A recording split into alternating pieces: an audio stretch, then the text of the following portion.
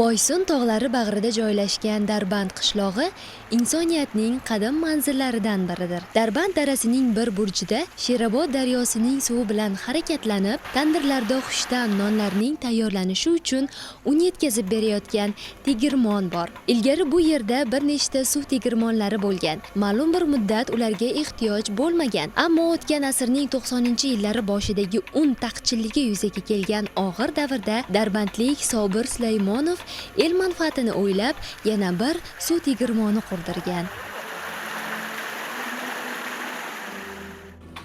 Qadimda insonlar hech qanaqa elektr energiyalari bo'lmagan davrda ham suv tegirmonlari orqali un va non mahsulotlarini tayyorlashgan.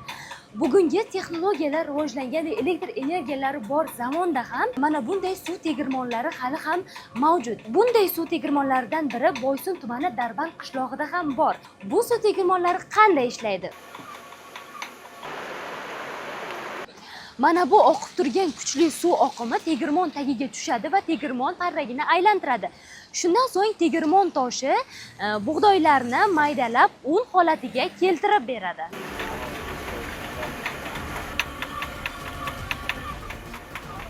Tegirmonga endi 36 yil bo'ldi. 36 yil ichiga ikkinchi marta toshga almashtirdim. Surxondaryoni, Muzrabot, Qiziriq, Sherobod, mana yangam ko'rdingiz, Sariosiyo tumani. Boboy kelgan. Hamma joydan kelib bu yoqqa tog'da, mana Dehqonobod, Qashqadaryo tomonda hamma joy kelib bu yerga un tortib olib ketadi. Ishlashi suv parraga uradi, charx bor. 5 qozon qo'yilgan, 5 qozonga narohandi qo'yiladi. Bu yerda mana shu rol degan bo'ladi-da, uni rol deydi. Mana mihichobi shu bilan ishlatiladi. Ana suv shunday dayradan keladi, tushadi, yana dayraga qo'shiladi. Buni bitmaydi. Dalada kelgan bo'lsa, shuni tozalab, chiroyli qilib tortadi. Ham noni shirin bo'ladi, ham yaxshi bo'ladi.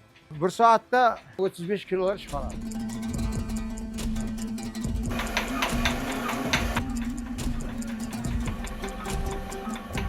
Elektr energiyasi bilan tez ishlaydigan korxonalarda maydalangan bug'doy ozgina kuyib tarkibini o'zgartirgani sababli ta'mi suv tegirmoni unidan farq qiladi. Suv tegirmonining charxpaligi esa bir me'yorda aylanib, donni sekin yanchadi, kepak chiqarmaydi. Yana bir farqi, suv tegirmonida yanchilgan undan tayyorlangan non 10-15 kun tursa ham qotmaydi. Mazasi ham bo'lakcha.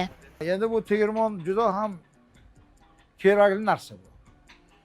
Organizmga kerakli non mana shu tegirmon kuydirmaydi bug'doyni. Yaxshi chiqaradi. Jigar kasallik, buyrak, oshqozon, hamma kasallikka buni noni davosi. Ayniqsa qand kasalligi. Shularga juda ham foydasi katta bu. Tegirmon yonida nonvoyxona ham faoliyat yuritadi. Bu yerda suv tegirmonida yanchilgan undan an'anaviy qora non tayyorlanadi. O'ziga xos ta'mi bilan ajralib turadigan bu nonni tatib ko'rganlar uni yana izlab keladi. E'tiborlisi, nonvoyxona sayyohlar va mehmonlar ko'p qatnaydigan qulay hududda joylashgan. Muxtasar aytganda, suv tegirmoni bugun ham aholi dasturxoni uchun un tayyorlash bilan birga ajdodlardan meros qadimiy hunarni asrab, Darbandning sayyohlik salohiyatini oshirishga xizmat qilmoqda.